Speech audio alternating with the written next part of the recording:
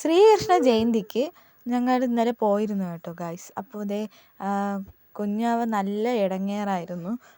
പറഞ്ഞാൽ കേൾക്കണില്ല, അതുമല്ല ഒരുക്കാൻ സമ്മതിക്കുന്നില്ല. പിന്നെ പറ്റുന്ന പോലെയൊക്കെ മുണ്ടൊക്കെ ഉടുത്ത് മാലയൊക്കെ ഇട്ടാൽ തന്നെ എടുത്ത് വലിച്ചെറിയുക ഗായ്സ്. അപ്പോൾ നമ്മൾ അമ്പലത്തിലെത്തി. നമ്മൾ ഘോഷയാത്രയ്ക്ക് പോയില്ല, അമ്പലത്തിൽ വെച്ച് ഘോഷയാത്രയുടെ കൂടെ കയറി അമ്പലം ചുറ്റി തൊഴുതു ഗായ്സ്. അപ്പോൾ ഘോഷയാത്ര എത്തിയതേ ഉള്ളൂ. കുറേ ഒന്നുമില്ല, കുറച്ച് കുട്ടികൾ മാത്രം കൃഷ്ണനും രാധയൊക്കെ ആയിട്ട് വന്നിട്ടുണ്ട്. പൊടി കുഞ്ഞുങ്ങൾ ദയേണ്ട ഈ കുഞ്ഞ് പെൺകുട്ടിയാണ്. കുഞ്ഞു കൊച്ചുങ്ങളൊക്കെ ഇങ്ങനെ നമുക്കും ഒരാഗ്രഹം അങ്ങനെ ഞങ്ങൾ ഒരുക്കിയതാണ്. പക്ഷേ ഒരുങ്ങാനായിട്ട് നിന്ന് തന്നേയില്ല അല്ലേ.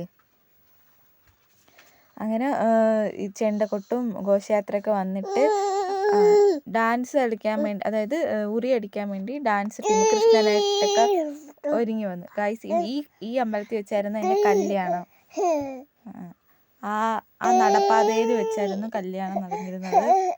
അപ്പോൾ കുറേ നാൾക്ക് ശേഷം ഞാൻ വീണ്ടും എത്തി. ഇപ്പോൾ വൈകുന്നേരം കസിനും എല്ലാവരും വന്നിട്ടുണ്ടായിരുന്നു. കുറേ നേരം അവരുടെ അടുത്തൊക്കെ സംസാരിച്ചുകൊണ്ട് നിന്ന്. എന്നിട്ട് നമ്മൾ കുറച്ച് ഡാൻസ് കാണാൻ വേണ്ടിയിട്ട് പോയി നിന്ന് ഗൈസ്.